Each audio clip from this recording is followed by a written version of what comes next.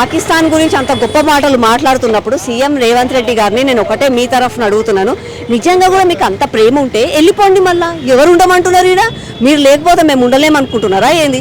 మీరు వెళ్ళిపోండి, అయిపోతుంది పనులు. అంతేగాని ఈడుండుకుంటా, ఈడ తిండి తినుకుంటా, ఈడ గాలి పీల్చుకుంటా, ఈడ స్వాతంత్రంతో బతుకుకుంటా, పక్కనోళ్ళని మాట్లాడుకుంటా, ఈడ మన దేశం సైనికులని కించపరుస్తున్నారని అంటే ప్రజలు ఎప్పటికీ కూడా సహించరు. ఒక దిక్కు ఆపరేషన్ సింధూర్ పేరు పైన ప్రపంచవ్యాప్తంగా మన బలం ఏంది అని చెప్పి ప్రపంచానికి తెలియజేసింది మన భారత సైన్యం. అట్లాంటి భారత సైన్యాన్ని కేవలం ఒక 4-5 ఓట్ల కోసం, ఆ 4-5 ఓట్లు పడాలి అని చెప్పి వాళ్ళ కోసం వాళ్ళ మెప్పు పొందాలి అని చెప్పి ఇట్లాంటి మాటలు మాట్లాడుతున్నారంటే రేవంత్ రెడ్డి గారికి ప్రజలే ఈసారి బుద్ధి చెప్తారు.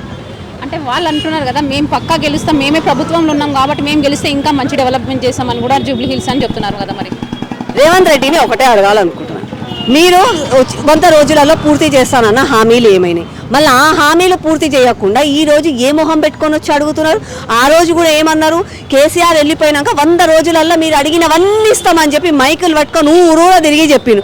ఇవాళ చేతనైతలేదు. ఇప్పుడేమో డబ్బులు లేవు, నేను అప్పులు అడిగితే కొట్టటోళ్ళు ఉన్నారు మమ్మల్ని అని చెప్తున్నాడు ఆయననే. మళ్ళీ ఇప్పుడు ఏడికెళ్ళి ఊటుకొస్తాయంటే అప్పులు వాళ్ళ సొంత ఎమ్మెల్యేలే చెప్తున్నారు, పెళ్లికి పేరంటాలా పోవడానికి తప్ప మేమేం ఎమ్మెల్యేలాగా ఉండి మాకేం పనులు అయితే లేవు, 1-2 లక్షల పనులు అయితే లేవు మాకని చెప్తున్నప్పుడు మళ్ళీ ఇట్లాంటప్పుడు రేవంత్ రెడ్డి తప్పుడు హామీలు ఎందుకు ఇస్తున్నారు?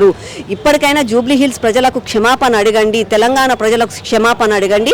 ఈసారి బీజేపీయే గెలుస్తుంది. మీరు అబద్ధాలు చెప్పిన దానికి అబద్ధాలకు శిక్ష జూబ్లీ హిల్స్ ప్రజలే చేస్తారు. అయితే బీఆర్ఎస్ వాళ్ళు కూడా బాకీ కార్డు చూపించి మరి వాళ్ళ సైడ్ ఇట్లా వీళ్ళు ఇంతగానో అప్పు చేశారు, మళ్ళీ ఇప్పుడు ఒకవేళ గెలిస్తే కూడా మళ్ళీ మీ ఇంటికి బుల్డోజర్లు వస్తాయి అని కొన్ని అనుచిత వాక్యాలు కూడా వాళ్ళు కూడా చేస్తున్నారు కదా. మరి దాని గురించి మీరేమంటారు? అసలు బీఆర్ఎస్ వాళ్ళని నేను ఒకటే అడగాలనుకుంటున్నాను, గత 10 సంవత్సరాల నుంచి ఇక్కడ జూబ్లీ హిల్స్లో అదే ఎమ్మెల్యేగా ఉన్నారు, మీరే అధికారంలో ఉండే, కార్పొరేటర్లు మీరే, మేయర్లు మీరే, మినిస్టర్లు మీరే, ముఖ్యమంత్రులు మీరే. ఆ రోజు చేయనిది, ఆ రోజు అధికారం మీ చేతులు ఉన్నప్పుడు ఆ రోజు చేయని అభివృద్ధి, అధికారం ఊడిపోయి ఫామ్ హౌస్లో కూర్చునేటోళ్ళు ఇవాళ వచ్చి మీరేం అభివృద్ధి చేస్తారు?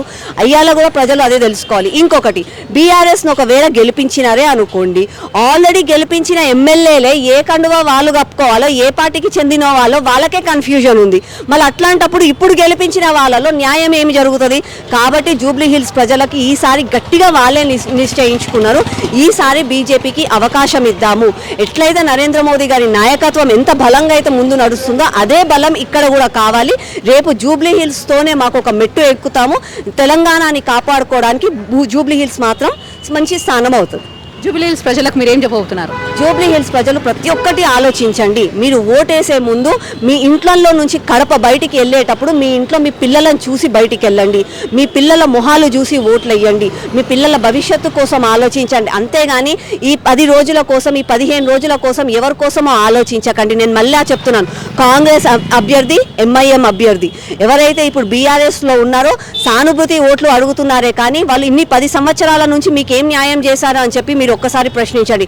అట్లాగే ఒక ఉగ్రవాదిని, ఒక రేపిస్ట్ని, అట్లాంటి వాళ్ళని కేవలం కొంత ఓట్ల కోసం అని చెప్పి వాళ్ళ పార్టీలో చేర్చుకుంటున్నారని అంటే నిజంగా తెలంగాణకి వాళ్ళు ఎలాంటి సమాధానం చెప్పాలనుకుంటున్నారని చెప్పి ఆలోచించండి. దయచేసి జూబ్లీ హిల్స్ ప్రజలారా, ఇది కేవలం జూబ్లీ హిల్స్ది కాదు, మన భారతదేశానిది, మన తెలంగాణ రాష్ట్రం అంతా కూడా మంచిగా ఉండాలంటే జూబ్లీ హిల్స్లో అబద్ధం చెప్పిన బీఆర్ఎస్కి, మోసం చేసిన కాంగ్రెస్కి బుద్ధి చెప్పండి, బీజేపీని గెలిపించండి.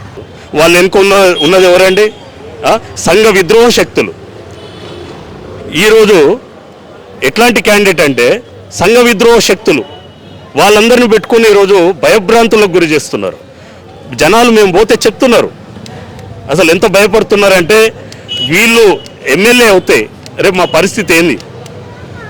అదేవిధంగా మేము వాళ్ళకేం తక్కువ కాదు అన్నట్టు పోటీపడి ఈరోజు బీఆర్ఎస్, ఈరోజు కేటీఆర్ గారు అక్కడ ఉన్నటువంటి మైనార్టీ ఓట్ల గురించి సల్మాన్ ఖాన్ అనే ఒక రౌడీ షీటర్ని, ఇట్లాంటి ఇంత దిగజారుడు రాజకీయాలు, ప్రజలు ఇవన్నీ కూడా విఘ్నులు, ఇవన్నీ కూడా గమనిస్తున్నారు.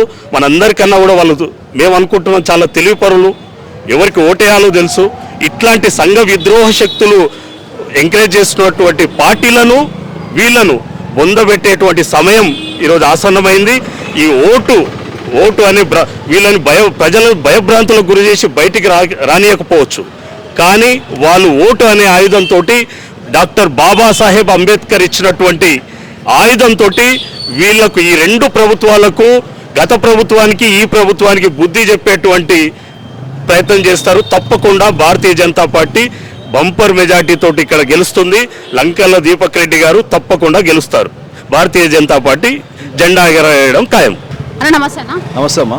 ఎలా జరుగుతుందన్న జూబ్లీ హిల్స్ ఉప ఎన్నికల ప్రచారం ఇక్కడ? జూబ్లీస్ భారీ ఎత్తున మెజారిటీ బాగా గెలుస్తున్నామా. బీజేపీ వచ్చి మంచిగా మెజారిటీతో గెలుస్తుంది అని 100% చెప్తున్నాము. జనాలు కూడా కొంత కాలంలో ఒక కాంగ్రెస్ ప్రభుత్వం వచ్చిన అప్పటి నుంచి ఏం చేయలే కాబట్టి వాళ్ళకు అవగాహన వచ్చింది.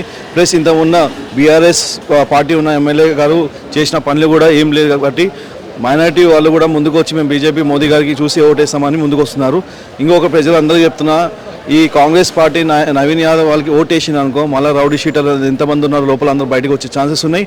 మహిళలకి భద్రత ఉండదు. ఫస్ట్ చెప్తున్నా, మీరు భద్రత గురించి సంబంధించి కానీ మన ధర్మం గురించి కానీ చేయాలంటే బీజేపీ ఓటేయండి. అభివృద్ధి కావాలి ఎట్టుగా మోదీ గారికి మీరు ఎట్టుగా అభివృద్ధి చేస్తారో అట్లనే ఎట్టుగా మా కిషన్ రెడ్డి గారు ఆల్రెడీ ఇక్కడ జూబ్లీ హిల్స్లో అనేది అభివృద్ధి చాలా పనులు చేశారు. అలానే మన దీపక్ రెడ్డి గారికి ఓటేసి గెలిపించి మన ఎన్నో జూబ్లీ హిల్స్లో మనం ఎంతో మంది రోడ్డు మీద పోతూ ఉంటాం. జూబ్లీ హిల్స్ అనేది పెద్ద ఒక తాజ్ మహల్ లాగా ఉండే ప్యాలెస్ లాగా ఉంటాయి. కానీ ఇక్కడ లోపల వస్తే చూస్తే ప్రజలు ఎంతో బాధపడుతున్నారు 10 సంవత్సరాల నుంచి. ఇవి మేము ఇంటింటికి పోయి మేము అనుకున్నామా ఏందమ్మా పరిస్థితి అంటే, ఎన్నో ఆడవాళ్ళు అందరూ ఏడ్చి మా బాధ చెప్పుకున్నారు కాబట్టి మేము ఒకటే మాట చెప్తున్నాం, బీజేపీ ఒకసారి ఓటేసి చూపించండి, మేము ఏం చేస్తామో ఏం కార్యక్రమం చేస్తే చూపిస్తామని చెప్తున్నాం. కానీ నవీన్ యాదవ్ అనే వ్యక్తి మీద చెప్తున్నాను, ఆయన ఓటేసి గెలిపించిన పరిస్థితి అయితే మీరు శాంతి భద్రత అనేది ఉండదు. ప్లస్ రోడ్డు మీద వచ్చేసి మహిళలను తిరగాలంటే సురక్ష ఉండదని చెప్తున్నాను. అయితే బీఆర్ఎస్కి ఏమైనా సెంటిమెంట్ వర్క్ అయితే ఛాన్స్ ఉందంటారా? వీళ్ళు బీఆర్ఎస్ లో వాస్తవం చెప్పాలంటే సెంటిమెంట్ ఓట్లు ఆలోచిస్తారు కానీ సెంటిమెంట్ ఓట్లు కావు. కానీ ఒకటే మాట చెప్తున్నా, అది ఆల్రెడీ మీరు లిక్కర్ స్కామ్ చూసారు, కేటీఆర్ మీద రోడ్ షాప్కి సంబంధించి స్కామ్ చూసి అన్ని చూసారు కాబట్టి బయటపడుతుంది, మీకు అందరూ తెలుసు కాబట్టి ఎన్ని స్కామ్ చేసినా పడవదు కాబట్టి బీజేపీకి ఓటేసిన మీకు అన్ని అభివృద్ధులు వస్తాయి.